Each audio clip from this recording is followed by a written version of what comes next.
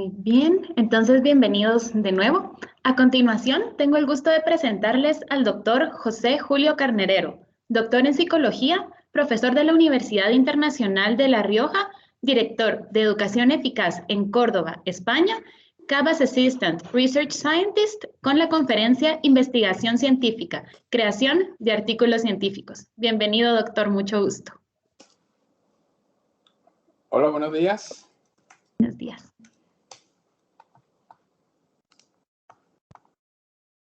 Buenos días, muchas gracias. Buenos días. Bueno, parece que me tienen que pasar el control, ¿no?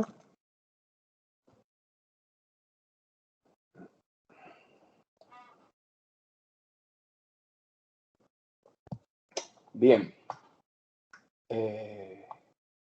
Bueno, antes que nada, confirmar que se escucha de manera correcta. Sí, doctor, se escucha bien. Muy bien, muchísimas gracias, muy amable.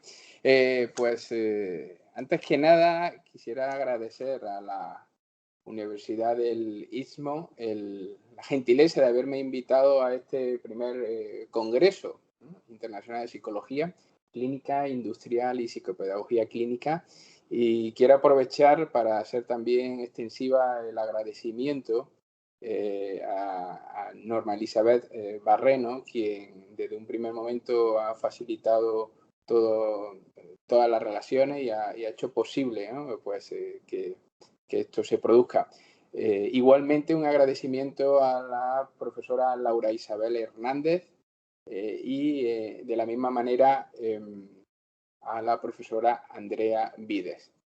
Y quiero aprovechar el momento para también hacer un agradecimiento público a la psicóloga Lucía Montes, coordinadora de la Fundación YB, que tienen el privilegio de tenerla en Guatemala y que se dedica a la enseñanza de niños con trastorno del espectro del autismo y en general con retraso en el desarrollo y en el lenguaje. Dicho esto, me adelantaban que la mayoría de la audiencia, quienes estáis ahí y yo veo aquí con puntitos y con iniciales, pues son ustedes o sois vosotros estudiantes. También me consta que hay profesionales. Pues un placer tener esta audiencia y me imagino que sobra decir ya en este punto que en cualquier momento que alguien quiere intervenir puede levantar la mano, aunque yo no os vea, pero alguien me hará saber que se está interviniendo o si no, al final de esta charla, ¿no?, de esta conferencia que vamos a compartir. Perfecto, doctor, perdone que lo interrumpa. Si puede ir a su aplicación Sí. de Teams, ahí ya A tiene la mi presentación y ya puede tomar el control. Pero no lo veo. No veo. Ah, ahora sí, perdón. Ya tomar el control. Ahora sí, perdón. Muy bien. De acuerdo. Aquí está. Muchas gracias. Bien.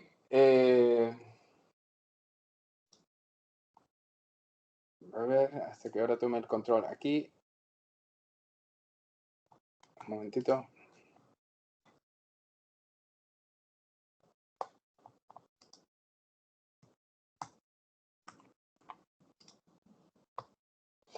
Muy bien. Esto es una imagen de Córdoba, de la Córdoba actual. Córdoba es la ciudad en la que resido. Córdoba pertenece a la comunidad autónoma de Andalucía, que está al sur de España, que es de donde yo estoy en este momento. Estos son restos de lo que fue en su momento una muralla romana que rodeaba toda la ciudad de Córdoba y la protegía. Córdoba llegó a tener en un mismo tiempo tres culturas, ¿no?, los romanos, los árabes y los judíos. Y ese legado permanece en la ciudad no solo en cuestiones monumentales, sino en cuestiones culturales, incluso en los rasgos genéticos, ciertos rasgos del color de los ojos, del pelo, quien aún lo tenga, y en la gastronomía. Pero no les voy a hablar o no os voy a hablar de una clase de historia, por si alguien ya se está levantando.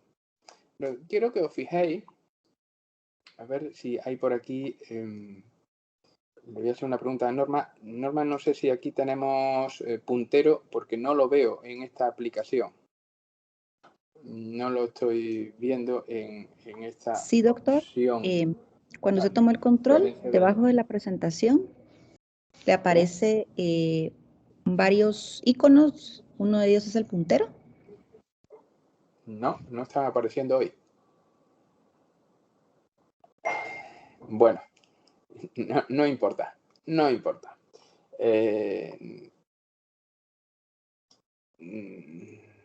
No importa, lo haremos de otra manera. Bien, bueno, aquí a la izquierda se ve esta estatua. Esta estatua es un homenaje, un recordatorio a una de las ilustres figuras que vivió en Córdoba, en este caso la época romana, sobre el siglo, nacido en el siglo III, aproximadamente antes de Cristo, y es Séneca, un gran filósofo, me imagino que le suena. Bien, ¿por qué vamos a empezar con Séneca y con el título que tiene este congreso y el subtítulo del congreso, que es Ciencia y Profesión dentro de la Psicología? Porque nos decía Séneca que ningún descubrimiento se haría ya si nos contentásemos con lo que sabemos. Y decía ese se haría ya hablando de su época. Es decir, el inconformismo con lo que en ese momento se sabía, el inconformismo de Séneca, el no asumir que ya estaba todo sabido, esa actitud es una actitud sin duda ya de una perspectiva científica. Es una actitud que lo que desea es conocer, lo que desea es saber y lo que desea es ver cómo se puede avanzar. Pues Séneca nos va a servir como apertura para lo que vamos a tratar en esta conferencia, que es sobre la investigación científica. Pero para hablar de la investigación científica nos tenemos que situar en el contexto, en el marco, en la perspectiva. Por eso, antes de continuar, aunque había un subtítulo que era la investigación científica, ¿no? Creación de artículos científicos, antes de que tratemos algunas de esas cuestiones, de lo que vamos a hablar es de lo que no veremos en esta conferencia, ¿no? Y de lo que no vamos a hablar en esta conferencia es sobre metodología de investigación. Igual alguien ya ha respirado tranquilamente y ha dicho, pues qué bien, ¿no? Porque no estaba preparado ahora para escuchar de metodología. Tampoco vamos a hablar de diseños de investigación, no hablaremos de estadística, no hablaremos de análisis de datos en sí mismo, ¿no? De metodología de análisis de datos, ¿no? Y tampoco vamos a hablar de elaboración de artículos. Alguien ya aquí entonces puede empezar a sospechar, si no vamos a hablar de elaboración de artículos, que es de lo que en sí parecía que iba esta conferencia.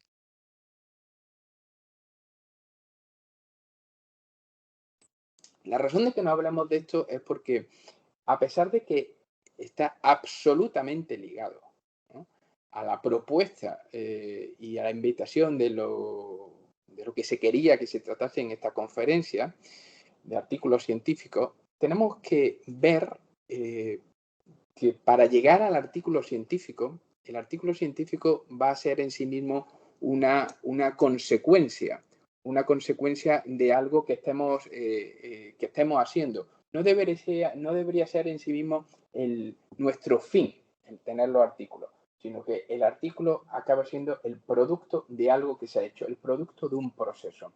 Y para eso tenemos que hablar del proceso. Eso de una parte. Y lo vamos a hablar de ese proceso de la perspectiva científica, ¿no? ¿Por qué al final se publica? ¿Por qué al final se llega a generar eso que se llama un artículo? Pero ya no solo eso, sino porque en esta conferencia, pues la pretensión no requeriría de muchas horas, y se requiere de muchas horas, y de hecho hay cursos específicos, y se trata en un semestre incluso y más, ¿no? Y requiere incluso de una vida como investigador para estar elaborando cómo se elabora un artículo y cómo se escribe técnicamente para un artículo. No es eso en sí lo que vamos a ver, ¿no? Espero que en este punto todavía no se haya ido nadie, ¿no? Se quede decepcionado, pues si no vamos a hablar de esto me voy. Pero ¿qué es lo que vamos a ver? Sin duda, cuestiones de las que vamos a ver va a ser el título, pero no el título porque lo vayamos a leer, sino porque lo que vamos a hacer es un análisis de las palabras que están formando parte del título, no solo de esta conferencia, sino del título de este congreso. Y tenemos que tocar estas palabras para empezar a hacer una distinción entre el uso coloquial que se hace de las palabras, que se hace de los términos, frente al uso técnico. No es lo mismo el uso que puede hacer un lego, una persona pues no experta en la materia, no conocedora de la materia, de la psicología. En general, la mayoría de la población no conoce de psicología. En general, la mayoría de la población no conoce de ciencia. Y aunque tienen otras profesiones, pero no coinciden con la nuestra. Sin embargo, muchas veces, muchas personas creen que porque use la misma palabra, nos estamos refiriendo todos a lo mismo. Y tenemos que empezar eso a ponerlo en un marco de perspectiva, en un marco de visión, para tener las ideas claras desde el primer momento. Porque tener esas ideas claras desde el primer momento forma parte ya de ese proceso que en algún momento puede acabar en eso que se va a denominar un artículo, una publicación. Pero tenemos que poner las cosas en el contexto. Otra cuestión importante, y esto va a estar recogido a lo largo de la presentación. Otra cuestión importante que iremos viendo a lo largo de esta presentación, o de estos minutos que vamos a estar hablando, es una distinción entre la importancia de lo que conocemos y su efecto en lo que hacemos, en este caso, en la práctica de la profesión. Fijaros que el subtítulo de este congreso es Ciencia y Profesión, ¿no? Me parece muy acertado por quien lo haya diseñado ese título, Ciencia y Profesión, ¿no? Y vais a ver el núcleo tan importante que tienen esas dos palabras y lo esencial que debe ser el no desligarla, ciencia y profesión. Pero iba a que la importancia de lo que conocemos y su efecto en lo que hacemos en la práctica profesional ya es una declaración de intenciones. Una declaración de intenciones en cuanto a que ejercer la profesión desde la psicología va a pasar por tener claro qué es psicología, en qué consiste esta profesión y en qué debe consistir aquello que hacemos, un hacer decir. ¿Cuáles son nuestra acción? Porque esa acción es importante que la fundamentemos en lo que se conoce, pero no en lo que se conoce a título de particular exclusivamente, ¿no? De lo que uno ha estudiado, sino de lo que se ha estudiado en la profesión de la psicología o lo que se ha estudiado en el campo de la psicología para que desde el plano profesional llevemos eso a la práctica. Y eso lo vamos a ir tocando. Indicaba aquí como otra cosa que vamos a estar viendo y que va a estar bañando nuestra conferencia, es el hecho de que las nuevas oportunidades con una mirada en las mejores prácticas. Digo las nuevas oportunidades porque el mayor porcentaje de la audiencia que estáis aquí son ustedes estudiantes, quizás en algún punto iniciados. Hay quien puede ser que ya esté en el último curso o hay quien esté ya recién finalizado. Incluso pues, seguro que hay profesionales que ya llevan muchos años en la profesión, incluso docentes, ¿no? En cualquier caso, siempre vamos a hablar en esa nueva oportunidad en cuanto al presente. En el presente que estamos se trata de que apliquemos aquello que son las mejores prácticas. Es decir, en este presente es importante que como inminentes profesionales que vais a ser, o incluso que ya son ustedes, lo importante es no hacer las cosas como si hacían 30 años, algunas de ellas, porque siempre se han hecho así. Hay que ver si eso que se hacía hace 30 años, si era útil hace 30 años, valoremos si ahora sigue siendo útil, pero con independencia del paso del tiempo, sino porque haya sido validado en cuanto a que sí sigue siendo útil. En la medida que a veces hay una tendencia a seguir haciendo lo mismo porque uno dice, es que yo siempre lo he hecho así. Bueno, el hecho de que uno haya hecho siempre las cosas igual no significa que aquello que haya estado haciendo haya sido la mejor práctica.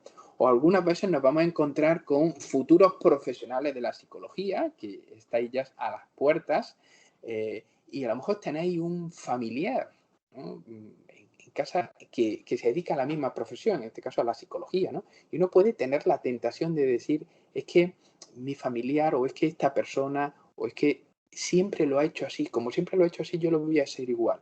Ojo con hacer las cosas como la hacen otros por el hecho de que la hacen otros. Habrá que ver cuál es el prisma, la perspectiva que adoptamos para ese presente, considerándolo como la nueva oportunidad, porque es ahora cuando actúas, qué es lo que vais a hacer en el presente. Y ese presente, ya hago un adelanto, debe estar basado en lo que se haya demostrado como la mejor evidencia, que es algo que tocaremos. Y eso se une, ¿no?, a esta última idea de lo que sí veremos, ¿no?, que es la evidencia de los datos más allá de las modas pasajeras, ¿no? Modas pasajeras como una situación metafórica, ¿no? En este momento, pues, vamos vestidos con determinadas ropas, con determinados colores, que incluso con determinada forma de corte de barba, tipo de gafas, etcétera, etcétera. Que en el momento actual puede ser considerado que está ajustado a los tiempos, que está ajustado a la norma.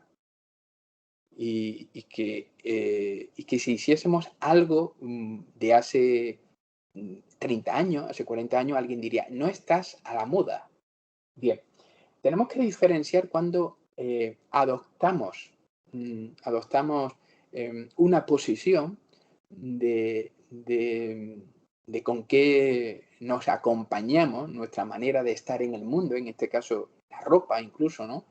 Como decía, el corte de pelo, ¿no?, el tipo de gafas, en cuanto que es algo ajustado a la norma del presente, y en ese caso alguien podría decir que está ajustado a la moda, respecto de cuando se adoptan prácticas de intervención, cuando se adoptan tratamientos que son modas en el sentido de que son prácticas que no que son propuestas por algún grupo de investigación, por algún lobby, por algún profesional aislado, pero que todo ello en conjunto, pues lo que pueden estar es teniendo un buen marketing en cómo transmiten, pero eso no significa que tengan unos verdaderos datos de aquello que están diciendo sea una intervención exitosa, una intervención eficaz, una intervención que ayude.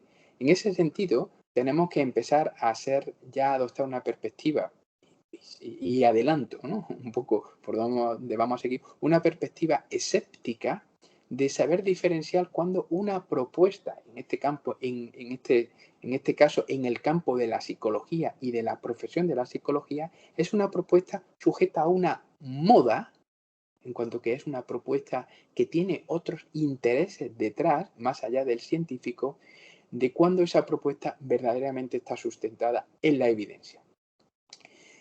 Y si todo esto es algo de lo que vamos a ir viendo y desglosando, alguien pues que haya estado con mucha atención, y que seguro que lo hay por ahí, ¿no?, aunque no lo estoy viendo, pues está diciendo, bueno, pues todo esto que vamos a ver, bien, estupendo, pero ¿dónde están aquí los artículos?, ¿no? Igual alguien ha levantado la mano, ¿no?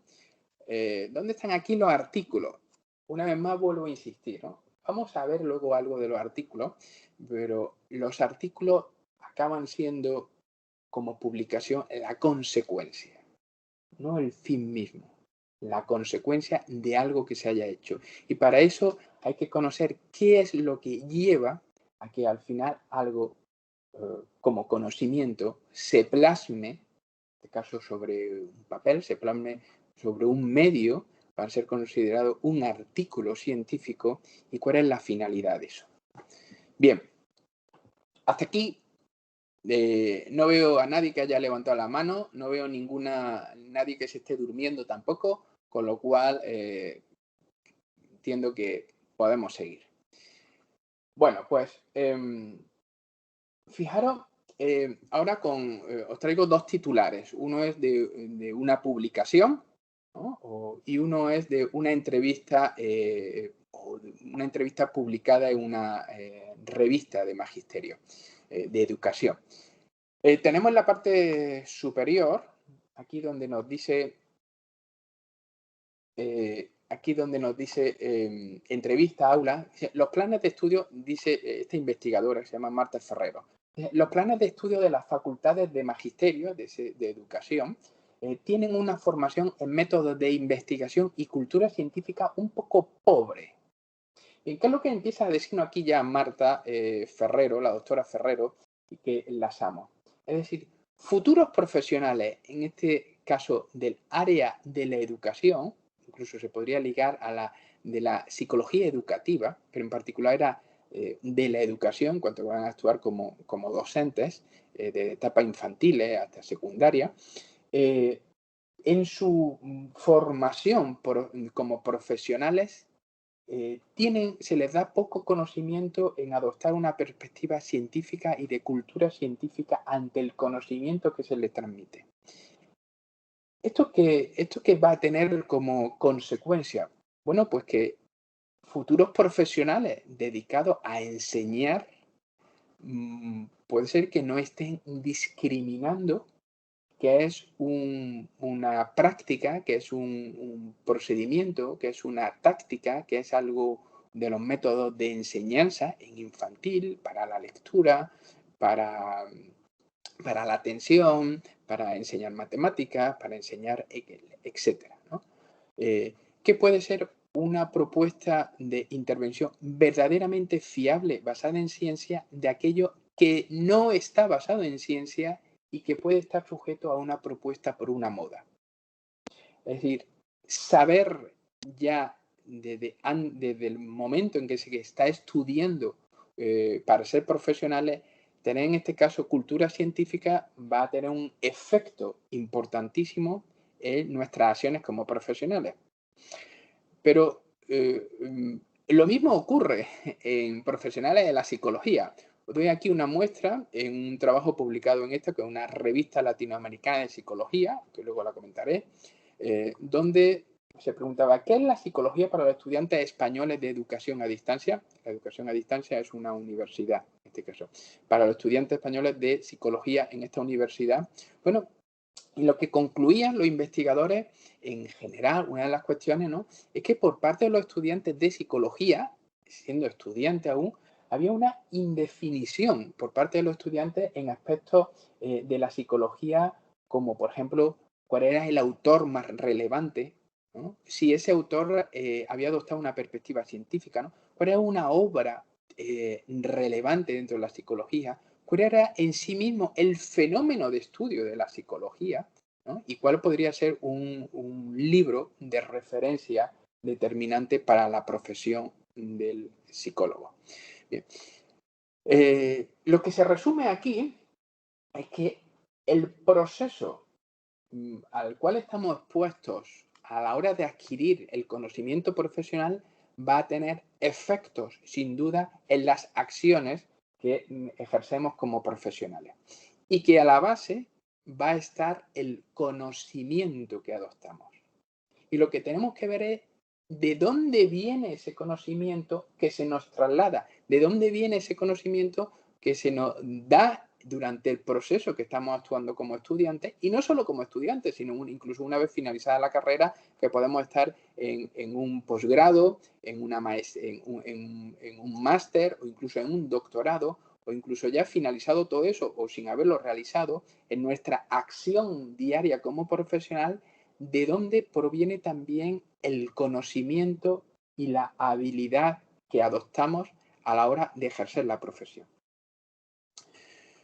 Pues decía que íbamos a ver algunas palabras claves para empezar a tener una perspectiva, ¿no?, un horizonte que unifique por dónde va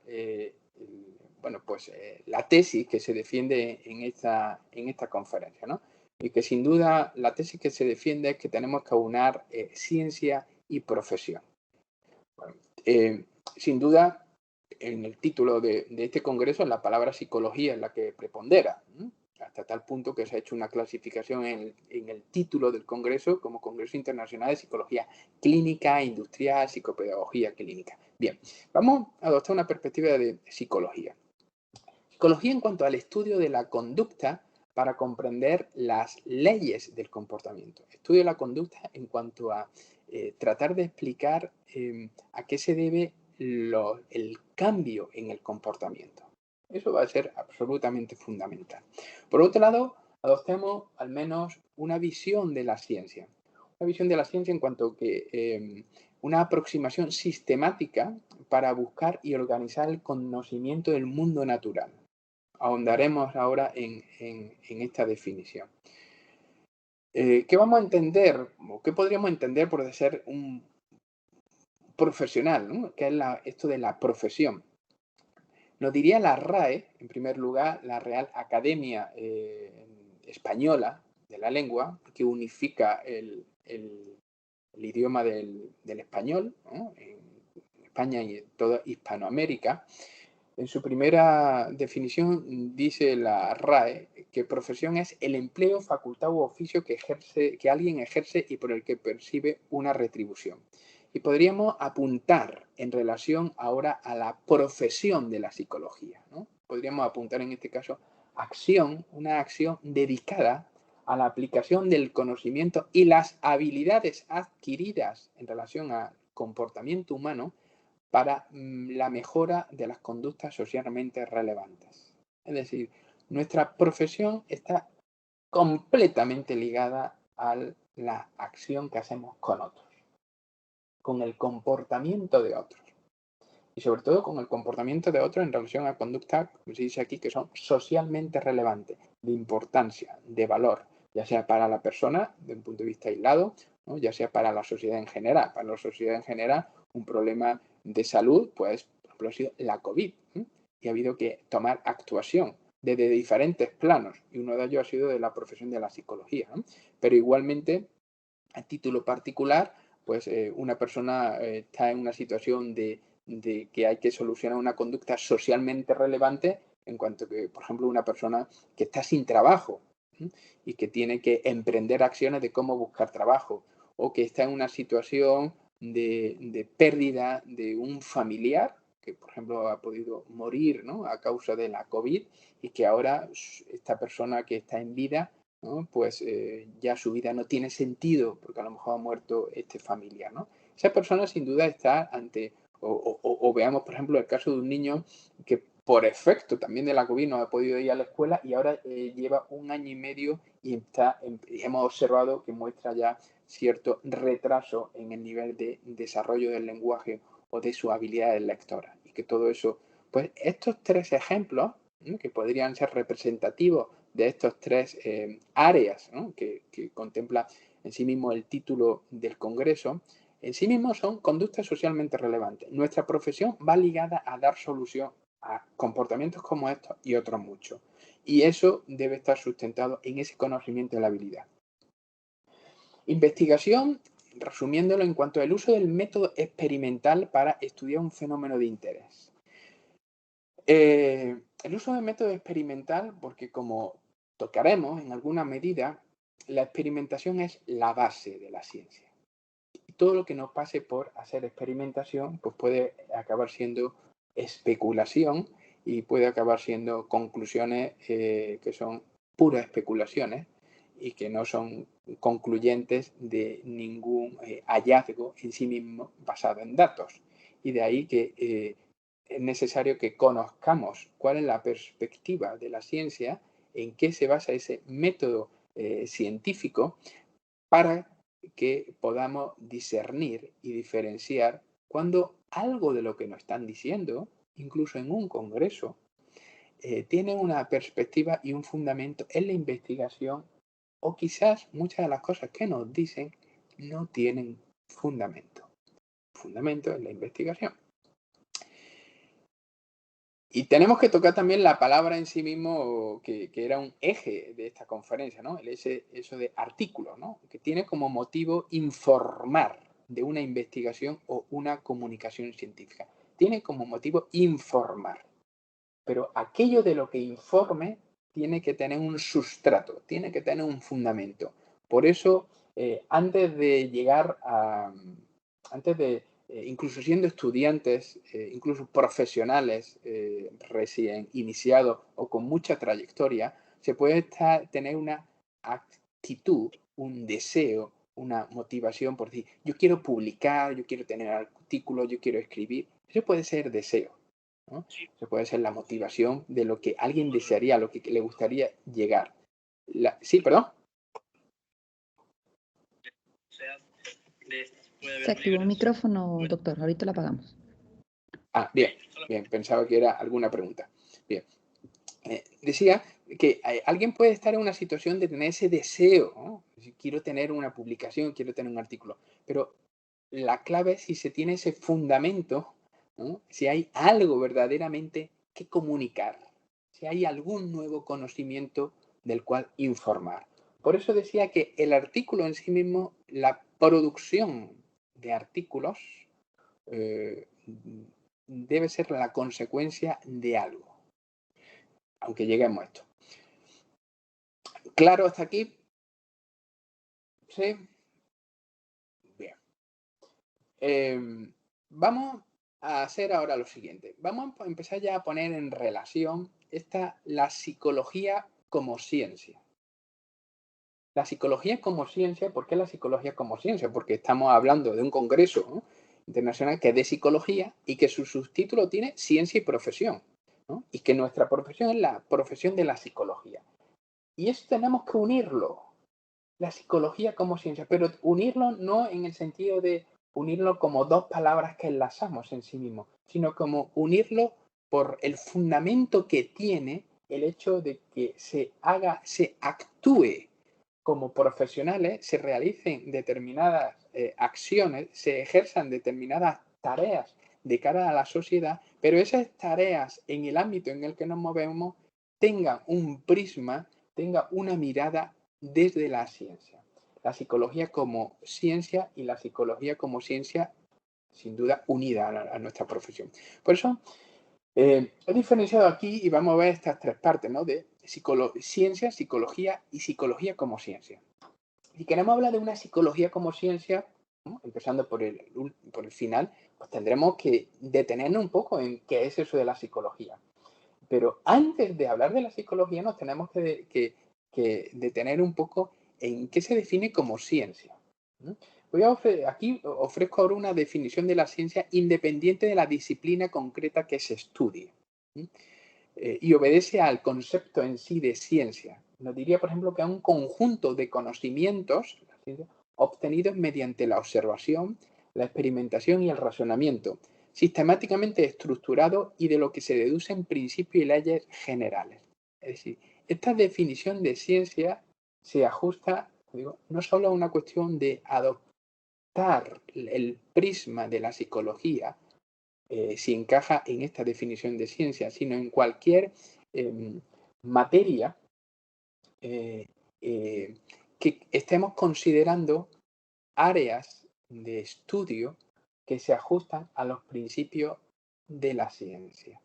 Resumido, hay que generar un conocimiento, pero lo que hay que ver es en qué se basa ese conocimiento que se está generando, ese conocimiento que se está transmitiendo, porque el adoptar nuevo conocimiento y generar ese conocimiento tiene que tener ese sustrato para que sea reconocido como verdadera ciencia. Otra definición de ciencia nos diría que la ciencia es una aproximación sistemática a la comprensión de los fenómenos naturales. Esa comprensión de los fenómenos naturales en cuanto a cómo funciona el mundo. Cómo funciona el mundo entendido por cómo funciona el mundo en cuanto a todos los fenómenos que forman parte de lo que es el mundo, de lo que es el universo, de lo que es la vida y de lo que es el comportamiento, de la especie animal racional que somos los humanos. Somos un fenómeno. Ese fenómeno a estudiar es el que va a formar parte explícitamente de la psicología, porque hay otras temáticas, otros fenómenos naturales que se estudian desde la posición científica, pero desde otra área, ¿no? Como podría ser la biología, la física, la química, por ejemplo. Adoptemos otra definición de ciencia, y en este caso ya muy afín a la psicología, ¿no? Diría Skinner que la ciencia es la búsqueda del orden. La búsqueda del orden en cuanto que dice, comienza como comienza todo, observando episodios concretos, pero rápidamente pasa a obtener reglas generales, a leyes científicas. Esto es tremendamente importante. Tremendamente importante en cuanto que esta observación, como una de las características de lo empírico, va a ser fundamental para observar si los fenómenos que estamos estudiando pues son fenómenos que se repiten, que obedecen a unos principios, que obedecen a unas leyes en las que en cuanto a cómo se están produciendo, y que por tanto podamos extraer conclusiones que sean convertidas en el conocimiento de nuestra materia de estudio, en este caso del comportamiento humano. Porque si no llegamos haciendo ese recorrido, pues puede ser que en un momento determinado creamos que estamos haciendo una psicología científica y no se esté haciendo una psicología científica, que es algo que con mucha frecuencia ocurre desde dentro de la psicología y por profesionales de la psicología. ¿Cuáles son algunos de los propósitos de la ciencia? ¿Por qué, insisto de nuevo, por qué es necesario tener este prisma, esta visión, para que cuando llegue el momento, quizás, de que el conocimiento que hemos extraído consideremos que obedece a la norma que rige la ciencia, pues quizás sea el momento de plantearse uno por diferentes circunstancias si eso lo convierte en conocimiento de dominio público, en conocimiento a la sociedad, en conocimiento a la comunidad científica, y entonces utiliza los cauces necesarios. Y esos cauces necesarios es el comunicar a través de los escritos, a través de los artículos. Pero para eso es importante, una vez más, como digo, el que tengamos esta perspectiva que intento poner como las bases, como los cimientos de la construcción de lo que es ciencia, de lo que es psicología, psicología como ciencia, para llegar a tener publicaciones. Porque nos podemos sentir devorados por el deseo, por la tentativa de escribir, de transmitir, de informar a otros, pero puede ser que eso que se esté transmitiendo, eso de lo que se está informando, no tiene ningún fundamento. Y que la persona que lo lea, a veces no sabemos quién lo va a leer, o dependiendo de dónde se esté escribiendo. De ahí que, insisto una vez más, es importante seguir asentando estas bases. Por lo tanto, uno de los propósitos de la ciencia tiene como este objetivo general de la ciencia el alcanzar un conocimiento integral del fenómeno de estudio. Y ahora, si ya lo llevamos a nuestro plano, pues este propósito de la ciencia en nuestro fenómeno de estudio va a ser el comportamiento humano, sin duda alguna. Pero para llegar a adquirir este conocimiento integral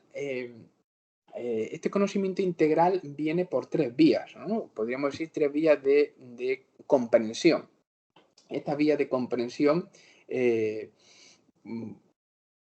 por un lado, es la descripción o explicación, y esta descripción de cómo ocurre un fenómeno, en este caso cómo puede estar ocurriendo un comportamiento, esta descripción viene por hacer una observación sistemática. La observación sistemática es el principio básico en ciencia para obtener y recabar la información, la observación sistemática. Sin duda, para hacer observación sistemática, pues también hay que tener un protocolo de cómo se observa para poder estar haciendo una verdadera observación del fenómeno de estudio, y por eso.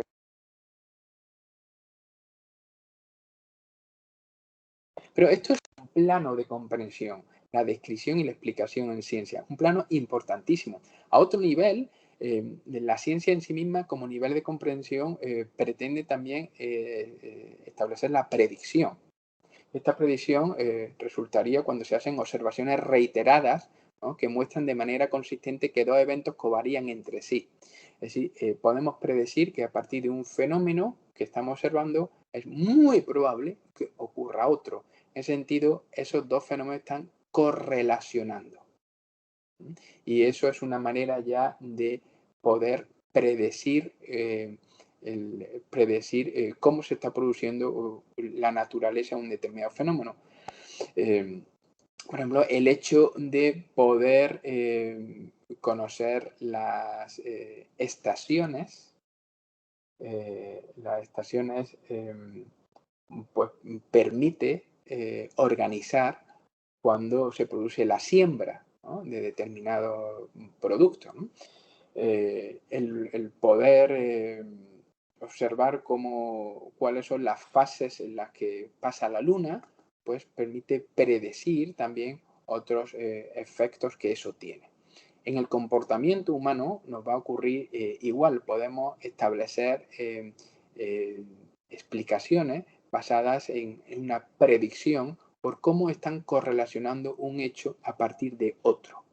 Pero eso son aspectos correlacionados que no podemos manipular.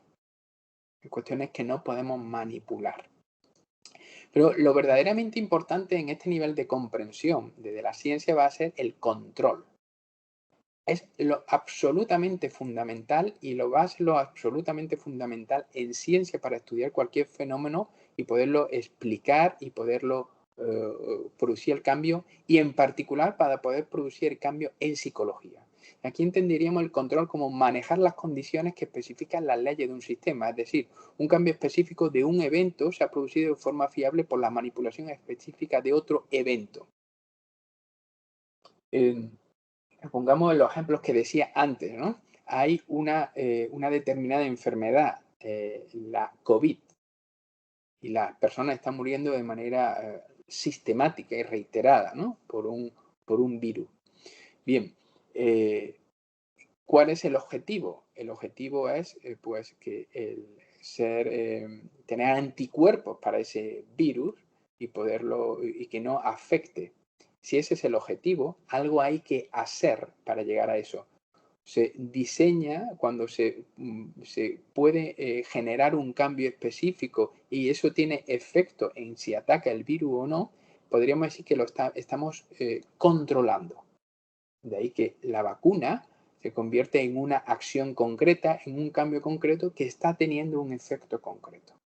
En el caso de psicología, nos podemos encontrar con el niño que decíamos, por ejemplo, que debido a la situación ahora de pandemia, pues a lo mejor ha estado sin ir a la escuela y tiene dificultades en la lectura.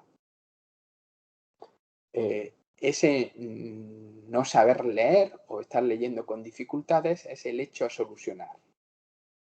Bajo determinadas condiciones específicas, adoptamos una estrategia específica, que ya veremos de dónde viene esa estrategia, debería estar fundamentada en la evidencia, pero ante una estrategia específica, ante una acción específica que manipulamos, se produce un cambio específico. Podemos decir que hemos tenido control sobre el comportamiento.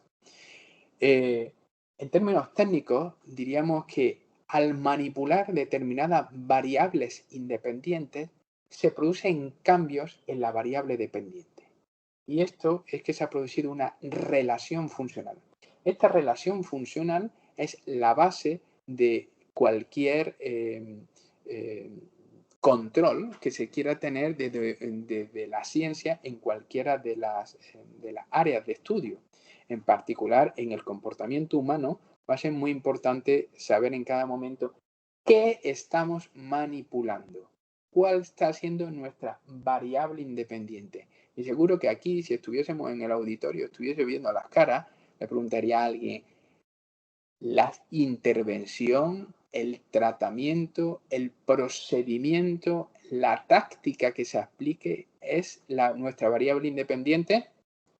Y ya veo por ahí manos levantadas diciendo que sí, efectivamente. Esto ya adelantar. Nuestra variable independiente en psicología va a ser en muchos casos, ¿no?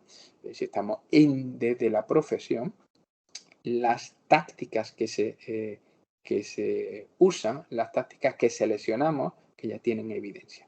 Bien, desde la ciencia, para ser ciencia, hay que tener una serie de asunciones fundamentales, ¿no? Y esta serie de asunciones pues son que toda ciencia debe acogerse al principio de determinismo. Es decir, los hechos ocurren por unas determinadas razones. Hay unas causas que determinan que se produzcan los fenómenos. No se producen de manera accidental. La rotación de la Tierra no es una cuestión accidental. Está determinado. Igual cualquier otra cuestión en alguna de las otras ramas, y en particular en el campo de la psicología, pues va a haber determinadas causas que generen los cambios en el comportamiento. Entonces, el determinismo es una de las asunciones fundamentales de la ciencia. El empirismo, sin duda alguna, es la base. El empirismo es que tenemos que basar nuestras decisiones, nuestro conocimiento en hechos. En hechos. No en palabras. No en palabras en cuanto a mí me parece, yo creo que esto se ha producido porque yo creo que el niño no ha aprendido por tal, yo creo que tal persona no encuentra trabajo por tal, yo creo que nos estamos contagiando, yo creo que no, es los hechos. ¿Cuáles son los hechos?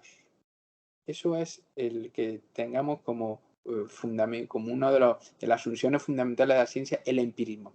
La experimentación es fundamental, absolutamente fundamental. Fundamental en cuanto a que hay que tener un buen diseño de manipular un factor, manipular una variable independiente y ver qué efecto tiene sobre la variable dependiente en relación al objeto de estudio que estemos definiendo. Y si vais ahora ya clicando cada una de ellas, vais a ver que muchas cosas de las que se cuentan, de las que a veces aparecen en artículos, de las que aparecen en ciertas revistas, de las que se dicen en ciertos congresos, de las que se dicen incluso en clase de psicología, en clase de otra, no tienen una perspectiva basada en ciencia, porque muchas de eso que están diciendo ya no están sujetas ni a determinismo, ni a empirismo, ni a la experimentación. La replicación, otra de las asunciones fundamentales, en cuanto que un fenómeno es importante que para considerarlo y convertirlo en ley general de una materia, tiene que ser replicado, tiene que ser observado ese mismo hallazgo más de una vez y no solo con un participante, sino en este caso con diferentes participantes en diferentes situaciones, incluso realizado por diferentes laboratorios. La replicación es la base que le da credibilidad en este caso a la ciencia, que le da credibilidad a un área. Es posible que leáis a veces estudios o incluso que vayan transmitido noticias que digan, bueno, hay un estudio, ojo con hay un estudio, está bien, pero ¿se ha replicado eso? ¿Con cuántos participantes se hizo? A veces hay estudios que solo se han hecho con un participante en un laboratorio y por una persona, ¿no? ¿Se ha replicado ese fenómeno? ¿Se han encontrado los mismos hallazgos? Y esto ya adelanto la importancia que tiene de cara a que cuando sigamos luego hablando de artículos, vais a ver que una de las cuestiones muy interesantes y que podáis hacer, incluso ya desde el momento que sois estudiante de psicología, que incluso habéis ya acabado, es empezar a plantear estudios, hacer pequeños estudios de investigación que sean réplicas. Es decir, algo que se ha demostrado, replicarlo, tratar de simularlo, de hacer lo mismo para ver si se encuentran los mismos resultados, los mismos hallazgos. Una asunción fundamental también es la parsimonia. La parsimonia, o también conocida ley de la parsimonia, descrito por Ockham. La parsimonia vendría a decir que a la hora de explicar un fenómeno en base a los hallazgos, hágase de la manera más sencilla posible y una vez que se hayan encontrado las variables. Es decir, se va a explicar los fenómenos en la manera más sencilla siempre que sea posible. Y por otro lado, la duda filosófica como algo que debe estar formando parte de toda ciencia y que debe estar formando parte de la actitud de todo científico, ¿no? Y que vendría a decir el hecho de cuestionarse, ¿no? De cuestionarnos continuamente la autenticidad, ¿no? De lo que se considera como real, la autenticidad de un fenómeno en sí mismo, la autenticidad del hecho encontrado, la autenticidad del dato observado. Esa actitud es adoptar una actitud de que la ciencia, como diría Skinner, ¿no? Es la disposición a aceptar los hechos, aunque sean opuestos a nuestros deseos. Podemos tener un deseo de que un fenómeno ocurriese de una determinada manera y que a la hora de experimentar o a la hora de realizar el estudio, lo que encontremos sean justamente unos hechos que no estaban en relación a lo que pensábamos. Esa actitud es la actitud de la duda filosófica. Esa actitud es la actitud de la duda filosófica en el plano de la experimentación, en el plano de la ciencia, que llevado al ámbito de la profesión en sí mismo, que es actuar, como decíamos antes, ¿no? Con el conocimiento y una serie de habilidades en beneficio de producir, en este caso, un cambio en el comportamiento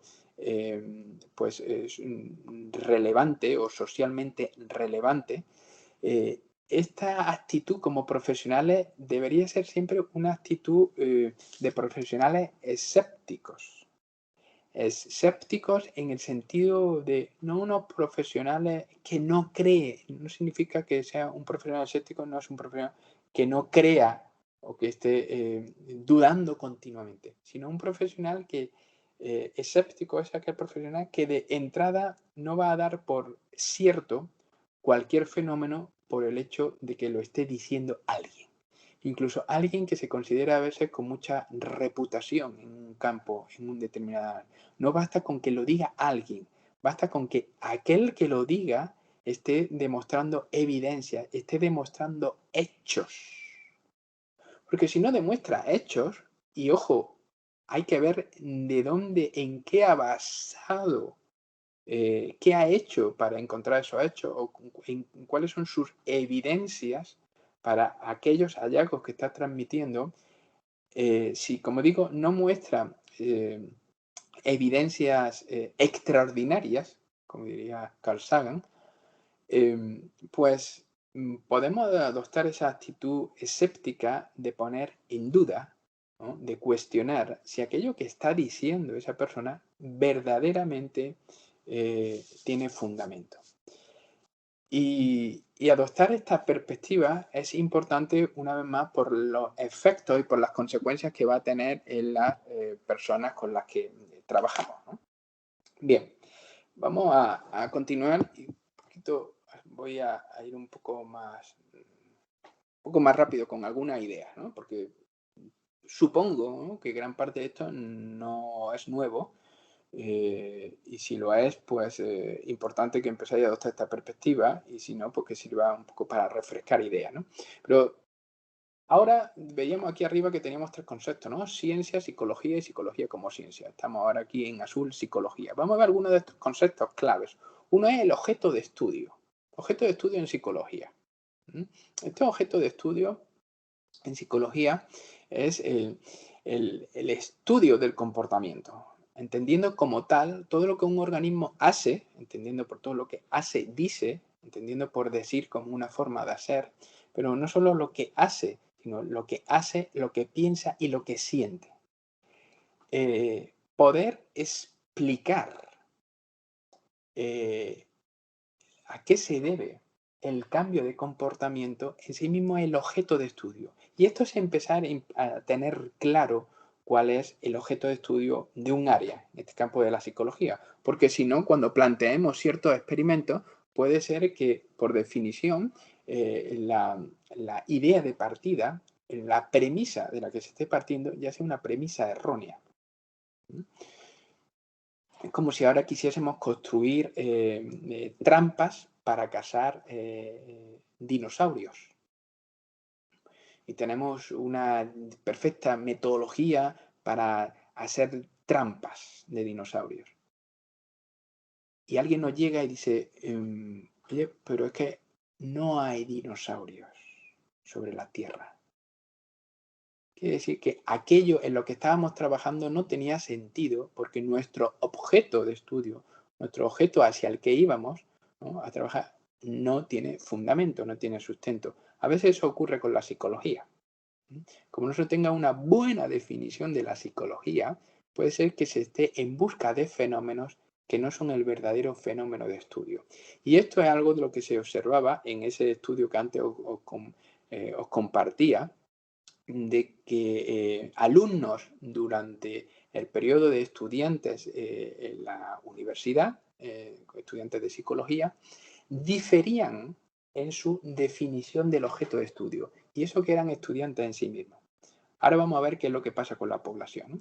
Entonces decía conceptos clave: el objeto de estudio, el estudio del comportamiento humano. Y el comportamiento, en este caso, vamos a considerar el comportamiento en cuanto que es producto de la interacción continua del organismo, entendiendo el organismo como un todo, el organismo sin desligarnos de nuestra biología, porque somos biología, la interacción continua del organismo como un todo, con un ambiente funcional contextual, en cuanto que interaccionamos con un ambiente, en cuanto que ese ambiente es una estimulación en diferentes modalidades sensoriales, con los objetos, con lo que ocurre y con las personas, y con lo que las personas hacen y nos dicen.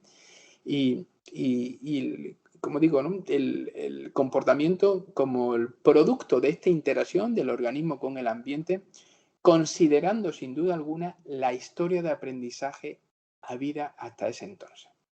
Bien, ya tenemos definido nuestro objeto de estudio y hacia aquí deberíamos ir, ¿no? Sin duda, en este objeto de estudio, la psicología, y a la hora de explicar el comportamiento, es determinante el desarrollo del lenguaje, ejerce pues un papel fundamental en esta historia de aprendizaje y siempre va a ser considerada y tenida en cuenta. Cualquier caso, primer punto, aquí ya de idea, vinculando a los artículos y a esas publicaciones, es que en psicología hay un aspecto fundamental que es el definir el objeto de estudio. Y a día de hoy se están haciendo, podríamos decir, diferentes psicologías. En cuanto que hay profesionales, en este caso hay investigadores, y hay profesionales de la psicología que no se ponen de acuerdo en qué es el objeto de estudio en la psicología. Y eso hace que las líneas de investigación tengan objetivos algunas veces muy distantes o muy equidistantes, y que ese conocimiento que están generando cuando se plasma en revistas impacta a veces en ciertos sectores de la sociedad y tiene determinadas consecuencias. Y las consecuencias que eso tiene no siempre son consecuencias beneficiosas para la sociedad, sino que distraen a veces el conocimiento de nuestro área. ¿Por qué es importante? Porque fijaros que ahora llegamos a este tercer punto, ¿no?, que aparece en azul arriba como psicología como ciencia. Y preguntamos, ¿no? ¿Es la psicología una ciencia? Si estuviésemos en el auditorio, diría, levantar la mano a ver quién considera que la psicología es una ciencia. Y ya diría que estoy viendo ahí manos levantadas. Pero si pregunto, ¿consideráis que la psicología no es una ciencia? Igual alguien también levantaba la mano. Y no sería incluso de extrañar. No sería de extrañar porque Fijaros que si dentro de la psicología incluso se plantea la pregunta, en este trabajo, publicado en 2012, y hay otros muchos de esta índole, la población en general es escéptica de la psicología, ¿no? O sea, muchas personas perciben el estudio de la conducta humana como algo pseudocientífico.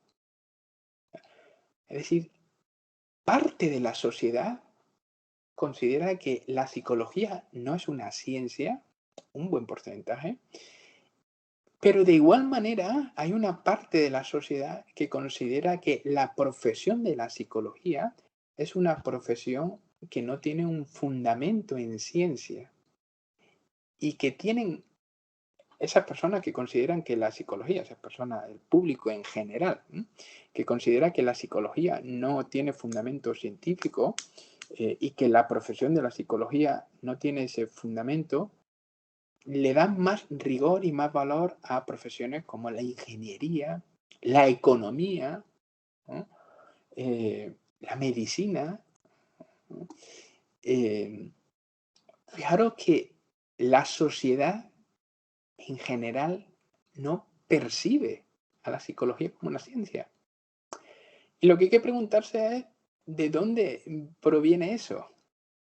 Proviene muchas veces desde los mismos profesionales que están en el área, los mismos profesionales encargados o dedicados a estudiar, ¿no?, el fenómeno del comportamiento.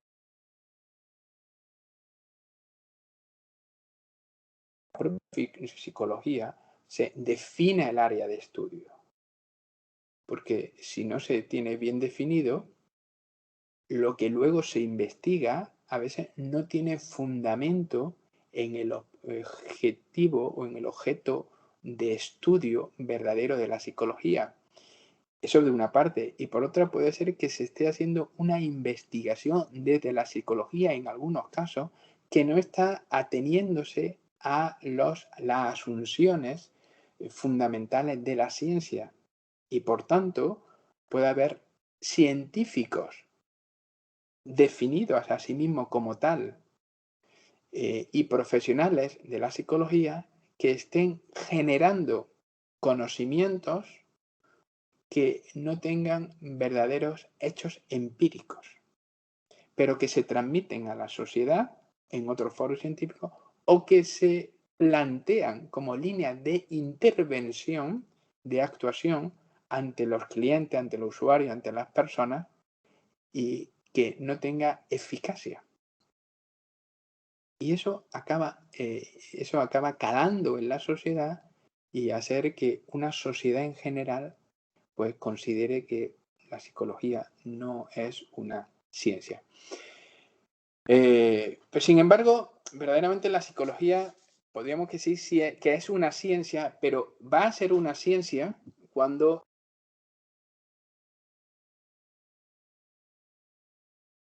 como decía, de la ciencia. Y todo lo que no esté ahí no sería una psicología científica. Y por esa razón, muchas de las perspectivas que se han planteado de la psicología no son científicas. Y hay que decirlo claramente, ¿no? Pero en particular, para ser además científico, ¿no?, tendría que cumplir dos principios básicos, ¿no?, de la filosofía de la ciencia, ¿no?, que es ser fisicalista y natural. Pero para ser una psicología basada en ciencia tiene que hacer uso del diseño de investigación. Y de ahí, que decía al principio, lo que no vamos a ver en esta conferencia son diseños de investigación, ¿no? Pero seguro que habéis visto en la carrera, y si no lo habéis visto todavía en vuestra etapa de estudio, lo vais a ver a lo mejor en un máster o lo vais a ver en un doctorado, pero para generar conocimiento hay que hacer investigación. Para hacer investigación hay que utilizar el método científico y para eso hay que conocer diseño de investigación. Y por otro lado, hay que tener un claro, ¿no?, dominio de estrategias de control de variables. En el sentido de que hablábamos que uno de los principios claros de la ciencia es que se establezcan relaciones funcionales, igual en psicología. Esas relaciones funcionales pasan por tener muy definida cuál es la variable independiente, cuál es una variable dependiente, ¿no?, cuáles son las variables extrañas, es decir, aquello que pudiese estar afectando a nuestro estudio y cuáles son algunas de las variables que habría que controlar para garantizar que se aísla la variable independiente. Es decir, cuando esto está bien definido, podremos entonces acabar concluyendo que los resultados que obtenemos, los efectos que se han tenido en aquello que medimos como la variable dependiente, han dependido claramente de una variable independiente que es la que hemos manipulado. Por ejemplo, un determinado procedimiento de lectura puede tener un efecto en que el alumno lea. Mientras que cuando no se ha aplicado eso y no se ha hecho de una determinada forma, pues no ha tenido efecto, por ejemplo, en la lectura. O una persona que a raíz de que haya muerto ahora un familiar por la COVID, pues no sale de su casa y dice que su vida no tiene sentido y que, bueno, si el objeto de estudio, ese sería el comportamiento socialmente relevante a cambiar. Si nuestro objeto de estudio es generar un cambio en el comportamiento de la persona a partir de determinadas tácticas, de determinados procedimientos, si eso tiene como efecto que el comportamiento de esta persona cambia en cuanto a que sale, retoma acciones de su vida, vuelve a adoptar una vida en cuanto a que hace, ¿no?, lo que en el día a día esta persona desea hacer, a pesar de que haya ocurrido cierto hecho en su vida, podríamos decir que se están generando unos cambios por algo que hemos hecho. Bien, el control de las variables es absolutamente importantísimo. Insisto una vez más en esto porque gran parte, muchas veces, de conclusiones, de trabajos que se presentan en artículos, en ciertas revistas, en ciertos congresos, en ciertas conferencias, no tienen el rigor de haber controlado variables. Y aunque las palabras que estén diciendo suenen muy bonitas, incluso puede ser que se ajusten a la creencia de uno mismo de cómo funcionan las cosas, no tienen el rigor para ser un hallazgo que pueda ser considerado psicología y psicología basada en ciencia. De cara a psicología como ciencia ahora, ¿no? La profesión de la psicología y la ciencia. Bueno, pues sin duda lo que hay que hacer es una actuación profesional como psicólogo que debería estar basada en la evidencia científica, en hechos empíricos. Ahora ya hemos visto, ¿no? Hasta aquí hemos llegado, hemos dicho, bueno, pues hemos visto que hacer psicología, la psicología es explicar y poder producir cambios en el comportamiento, que eso tiene que estar regido, ¿no?, por los principios de la ciencia y que para eso está, digamos, la profesión del investigador, ¿no? Pero en nuestro día a día, uno puede preguntarse, bueno, es que cuando yo esté en mi clínica o esté trabajando en la empresa, porque estoy en selección de personal, o estoy en un hospital trabajando en psicología clínica, o estoy en un centro educativo, o estoy en un centro de atención temprana, por ejemplo, ahí la clave es que la actuación profesional debe estar basada en esa evidencia científica, en hechos empíricos. No significa que uno haya tenido que generar el propio conocimiento, sino que lo fundamente en lo que ya se ha demostrado. ¿Y qué es que lo fundamente? Pues que hay que fundamentarlo en hacer, por tanto, una psicología basada en evidencia. Una psicología que haya propuesto procedimientos y tácticas basadas en hechos. Y esos hechos son los que dan evidencia a la propuesta de intervención que se está haciendo. Entonces podríamos decir que estamos ejerciendo como profesionales desde una perspectiva científica. Ese es el aspecto clave. Y aquí, como decía, ¿no?, nuestra intervención como sinónimo de tratamiento, incluso nuestra intervención, si estamos en un campo educativo, podríamos llamarlo la enseñanza que hacemos, como sinónimo, intervención, tratamiento, enseñanza, tiene que suponer la manipulación de una variable independiente, es decir, un procedimiento concreto, con el fin de lograr un cambio en el comportamiento de las personas, del usuario y del cliente. Es decir, un cambio en la variable dependiente. Esa es nuestra clave. Eso es fundamental. Eso es ser un verdadero profesional de la psicología que se está basando en la evidencia. Y como digo, como profesional no tiene uno que sentirse en la responsabilidad de ser el que genere el conocimiento. No hay por qué generarlo en cuanto que no hay que sentirse responsable como profesional del día a día que ejercita, ¿no?, la profesión de generar ese conocimiento nuevo, ¿no?, de generar los hallazgos, pero sí adoptar una perspectiva científica que lo que haga es uso de lo que hay evidencia para poderlo llevar a la práctica a la hora de producir el cambio en el comportamiento de las personas. Bien, esa psicología basada en la evidencia, muy brevemente, la vais a encontrar como conocida también como tratamientos psicológicos empíricamente apoyados. Y esto cada vez tiene mucha más validez, y ahora vamos a ver algunos. Y esa psicología basada en la evidencia es aquella que demuestra que aquello que se hace tiene eficacia, tiene efectividad y es eficiente en la intervención.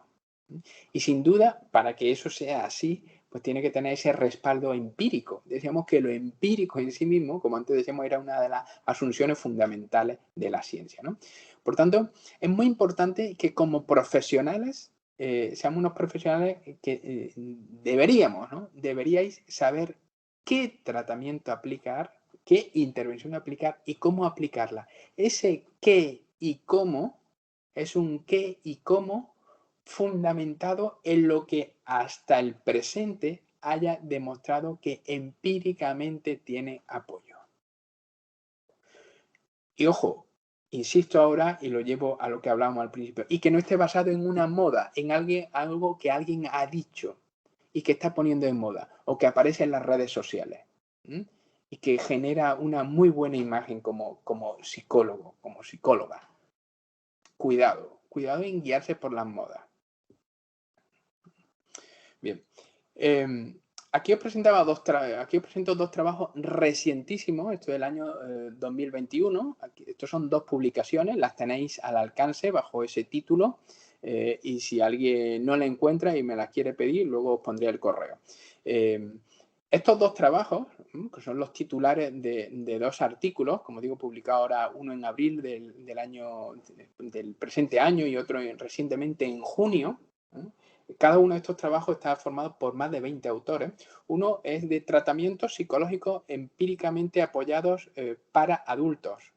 Y otro es trabajo psicológico empíricamente apoyado para infancia y adolescencia. Y lo que han tratado estos trabajos de investigación es de hacer una revisión de aquellas propuestas de intervenciones que se están haciendo para problemas socialmente relevantes en adultos, en infancia y adolescencia, que sí tienen rigor, que sí tienen evidencia, ya sea en cuestiones específicas, desde cuestiones de lectura, cuestiones de desarrollo del lenguaje, trastornos generalizados del aprendizaje, trastorno del espectro autista en cuanto a cuestión de infancia, o depresión, ansiedad, cuestiones de adicciones, etcétera, etcétera, etcétera, ¿no? Pues estos trabajos, publicados en este caso en español, tratan de clarificar qué de lo que se propone tiene evidencia, ¿no? Y establece una comparación de cuáles tienen más evidencia y menos. Estos son trabajos que como profesionales del día a día uno no tiene por qué sentirse responsable de generarlo, el conocimiento, pero sí como profesionales de la psicología, si uno va a estar en estos ámbitos, debe adoptar una posición honesta, diríamos, comprometida, ¿no?, de tratar de documentarse para saber que lo que luego hace, pues que tiene respaldo. Bien. Bueno, esto es un ejemplo que traigo aquí y que me habéis escuchado a lo largo ya del tiempo que llevamos, si tuviésemos que enseñar a un niño a leer, pues hoy en día se proponen diferentes procedimientos, diferentes metodologías para enseñar a leer. No voy a cansar con muchos de los estudios que hay, de los que ya se han demostrado que muchas de las propuestas que hay no tienen rigor. ¿Por qué no lo tienen? Porque son procedimientos, en este caso, estoy hablando de algo muy específico, pero seguro que quienes estáis aquí estáis ya enseñando a leer a niños o vais a tener que hacerlo, ¿no? Si estuviese en ese plano, en lugar de fundamentarlo en una idea propia, es bueno recopilar la documentación que hay y ahora de esa saber discernir y saber separar. Saber separar aquello que son procedimientos para enseñar la lectura basado en la evidencia. Y estos que son lectura basada en la evidencia, sin duda, ¿cuál tendrían como fundamento? La educación basada en la evidencia. Y la educación basada en la evidencia se fundamenta en la psicología basada en la evidencia. Y esta, en una tradición de la medicina basada en la evidencia, que al final son decisiones basadas en la evidencia y que ¿qué tienen como base? Pues lo que acabáis de decir ahora mismo, que es el método científico. La base de todo. Bien, hablaba de educación basada en la evidencia como uno de los ejemplos. Aquí tenéis, por ejemplo, un libro para que veáis hasta qué punto de especificidad se llega en determinadas áreas, en este caso en área de la psicología y la educación, para generar libros que ponen de manifiesto métodos de educación que sí tienen evidencia y que lo tienen evidencia, pero no por un rumor, no por mera palabrería de un profesional o de alguien que se denomina a sí mismo el investigador, sino porque está sujeto al método experimental. En este caso, pues una definición para considerar que es educación basada en la evidencia, ¿no? Por la que nos dice aquí Whitehurst, ¿no? Que dice que es la integración del conocimiento profesional con la mejor evidencia empírica disponible para tomar decisiones sobre cómo impartir instrucción. Es decir, si vamos a enseñar a un niño, adoptemos aquello que hasta este momento presente, ya ha demostrado que tiene evidencia y que tiene rigor. Bien, vais a encontrar, y por ir ya brevemente finalizando, vais a encontrar por ahí pues muchas propuestas, ¿no? Desde, por ejemplo, en campo infantil, pues terapias auditivas, terapia floral infantil, las flores de Bach para niños. Bueno, diferentes estudios ya han demostrado que muchas de las propuestas son propuestas pseudocientíficas. Pseudocientíficas. ¿Por qué? Porque lo que están transmitiendo como que son sus hallazgos, sus conclusiones, lo que son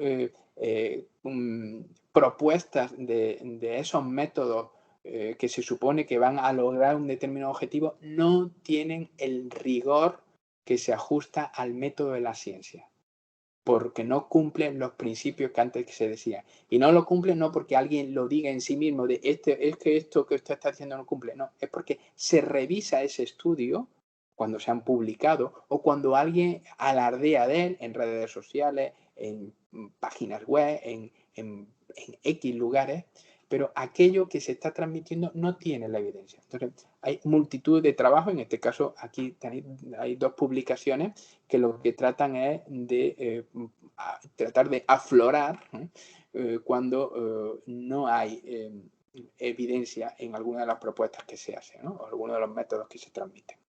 Bien, y llegamos aquí a investigar en psicología. Bueno, aparece aquí el mundo.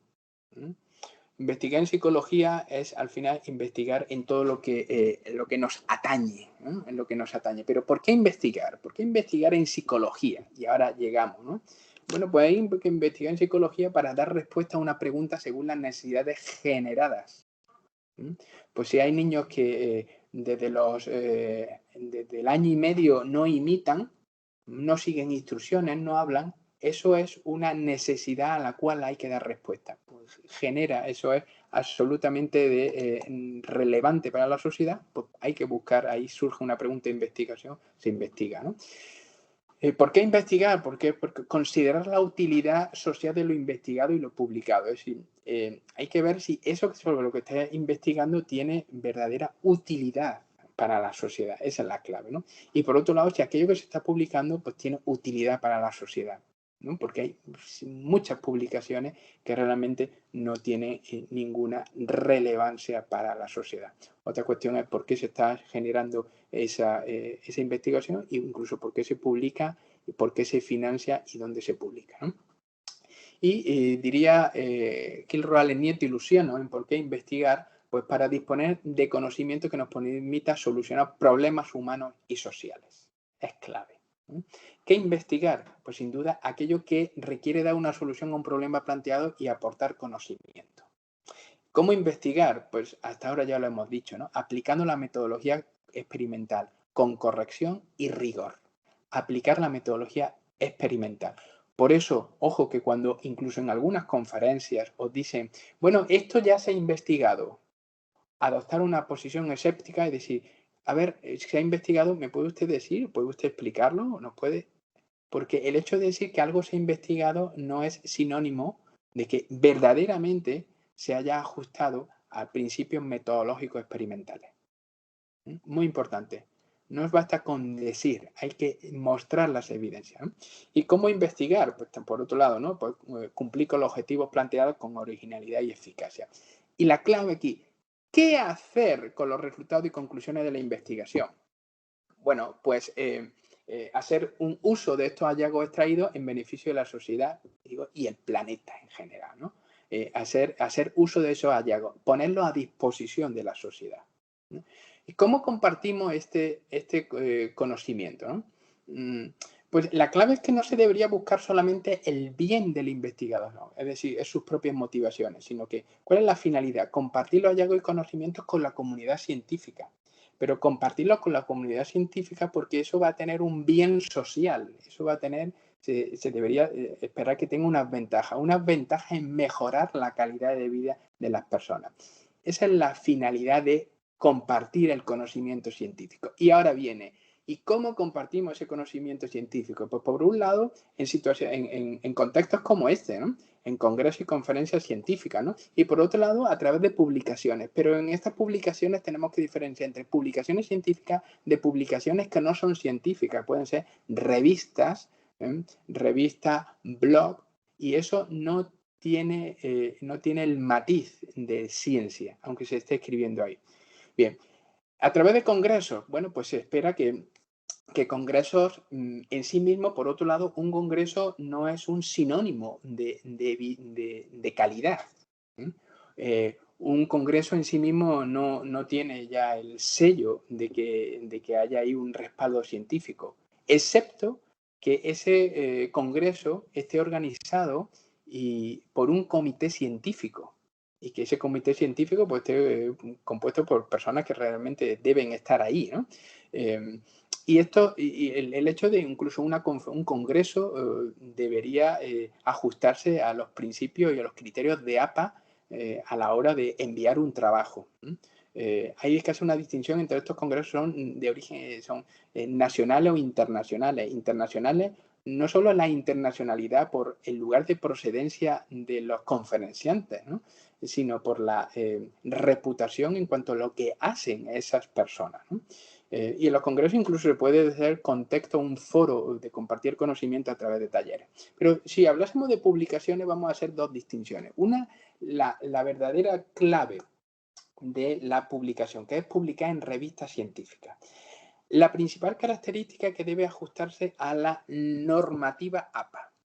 Normativa APA es la normativa a la hora de publicar, una normativa generada por la Asociación Americana de Psicología. Al final es un acuerdo de cómo debe estar diseñado un artículo científico, qué es lo que hay que controlar y demás, ¿no?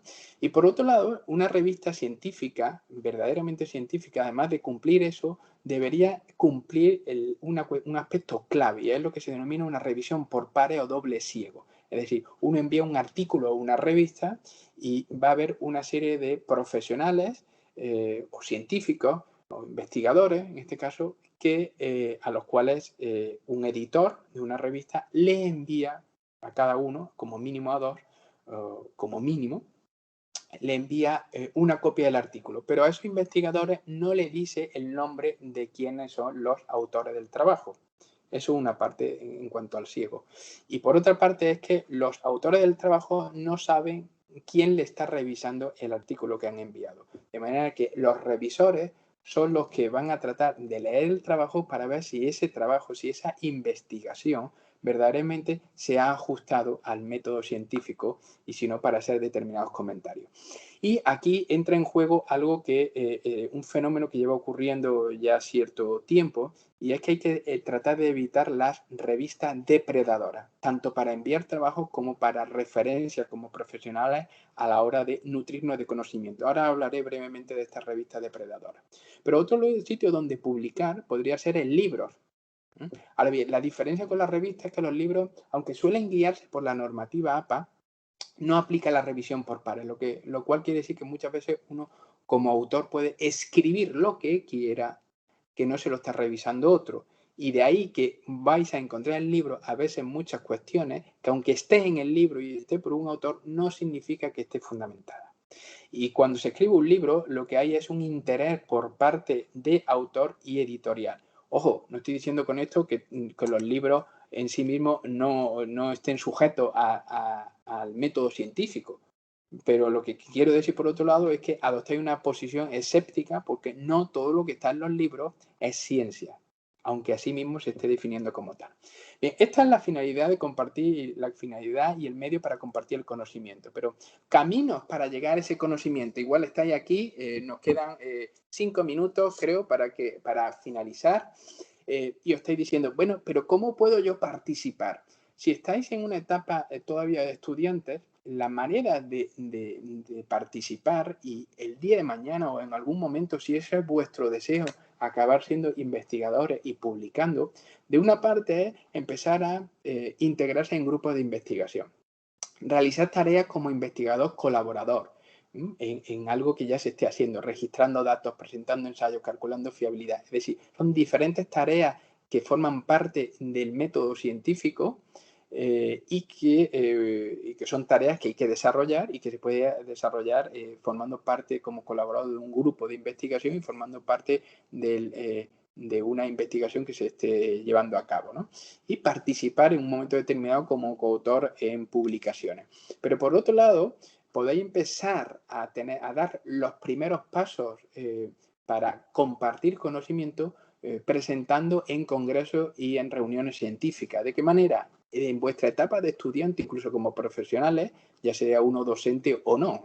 ¿En qué forma? Pues, bueno, por una parte, participando en grupos de estudio, en grupos de reflexión, donde se haga revisión de artículos científicos publicados, ¿no? Se lean de manera crítica, se trate de poner en común conclusiones de lo que uno ha leído junto con otros colegas. Pero por otro lado, podéis participar en congresos inicialmente haciendo contribuciones en forma de una comunicación oral, en forma de un póster. ¿Qué trabajos se pueden presentar ahí? Pues se pueden presentar trabajos principalmente como lo que decía antes, que era un principio de las funciones fundamentales de la ciencia, haciendo trabajos de réplica, ¿no? Réplica directa o sistemática, ¿no?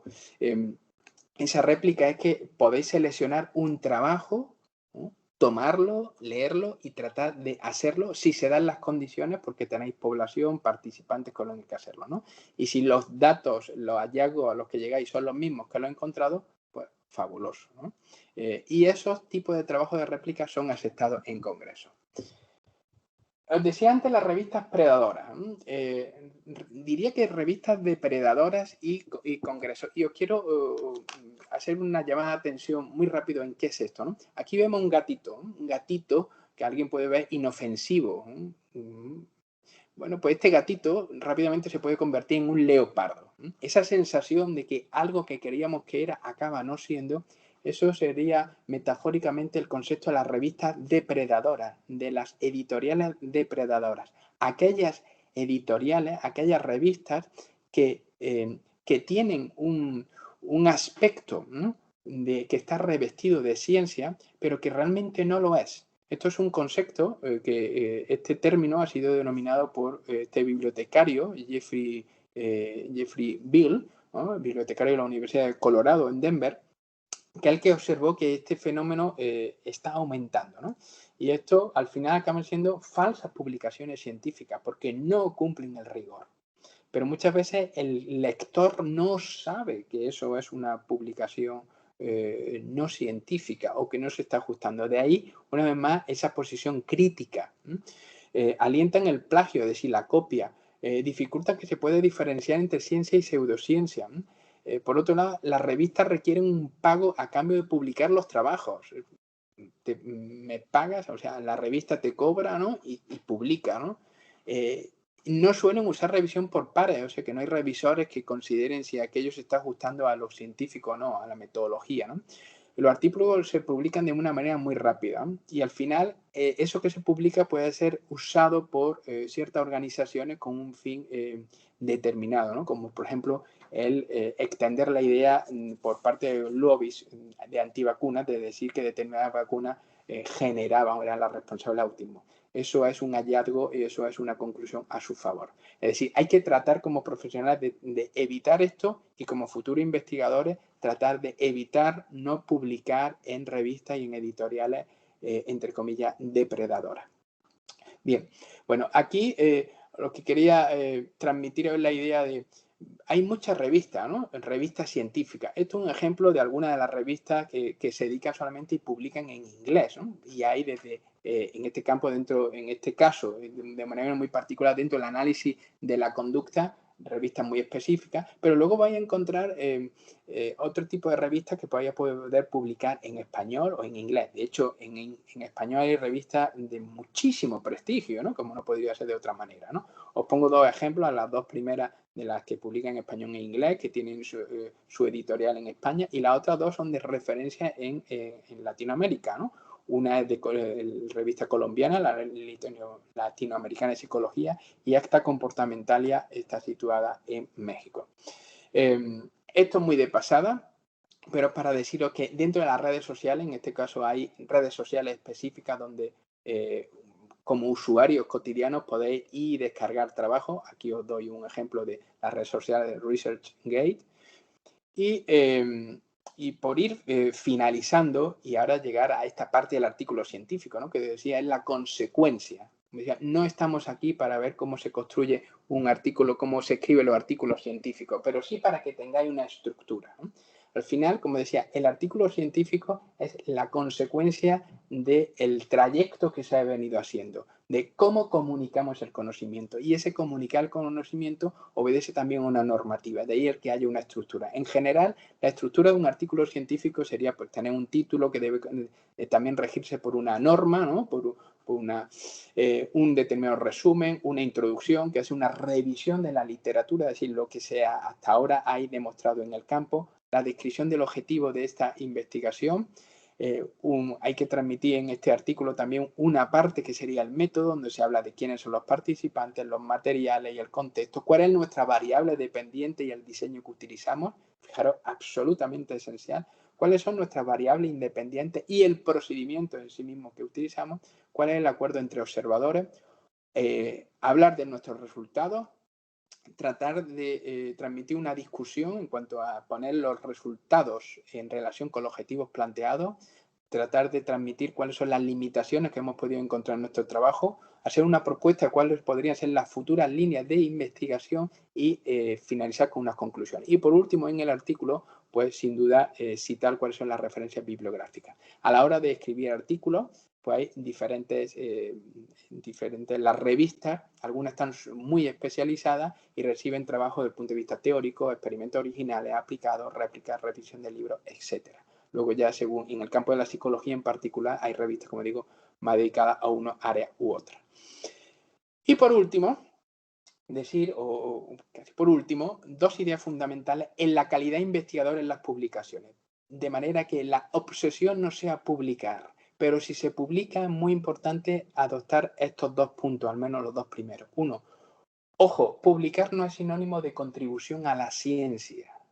Publicar no es sinónimo de contribución a la ciencia, por lo que la evaluación de la calidad de las publicaciones es necesaria. Es absolutamente necesaria. Y por otro lado, hay que distinguir claramente entre la calidad de lo que se publica, la relevancia de lo que se publica y el impacto que eso tiene. Bien, esto, para quien hayáis leído El Principito, este es el país, el planeta en el que vivía el empresario, ¿no? El negociante, que solo se fijaba en los números, le importaba la cantidad, cuántos planetas él tenía, cuánto tenía, ¿no? Ojo, para que en ciencia no se confunda, la cantidad no es equivalente a calidad.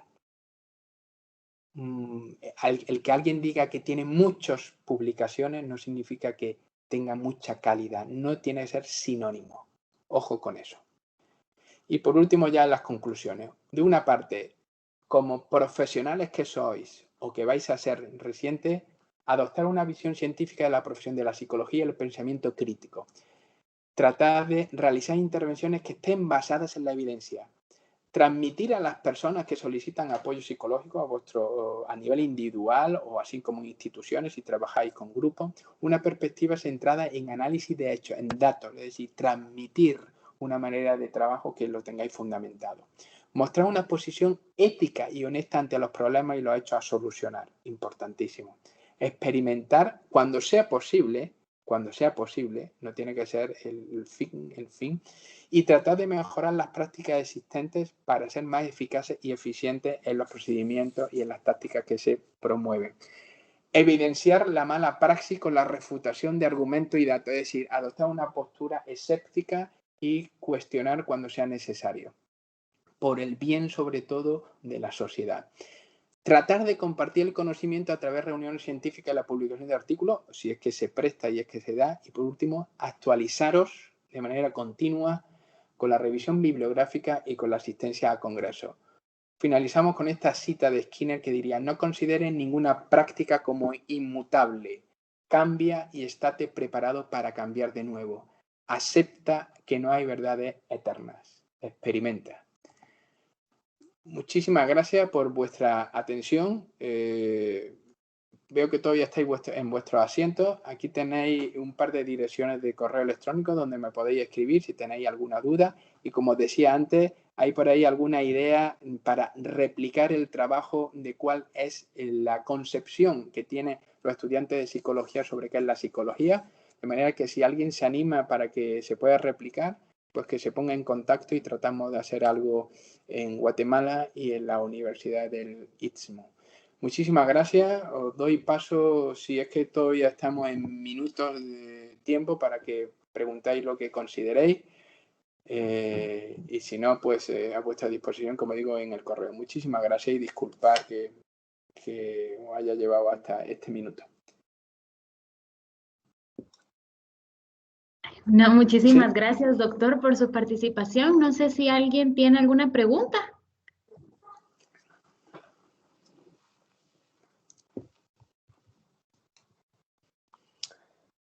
Creo Eso es que que no las no. hay. Sí. Bueno, muchísimas gracias. En lo personal me gustó mucho su conferencia, realmente información sumamente importante para carreras como las nuestras. Como usted ya dijo, pues la actualización es sumamente importante, y también que nosotros sepamos dónde buscar y qué son esos aspectos tan importantes de la investigación científica nos van a servir muchísimo. Entonces, en nombre de todos, le doy las gracias. Y podemos continuar entonces. Muchas gracias, doctor. Pase bien. Buenas tardes. Igualmente. Muy bien, entonces de esta manera continuamos con este congreso. En este momento tendremos un breve receso y les pido que por favor estén de vuelta a las 11:45 para poder continuar con las conferencias del día de hoy. Muchas gracias.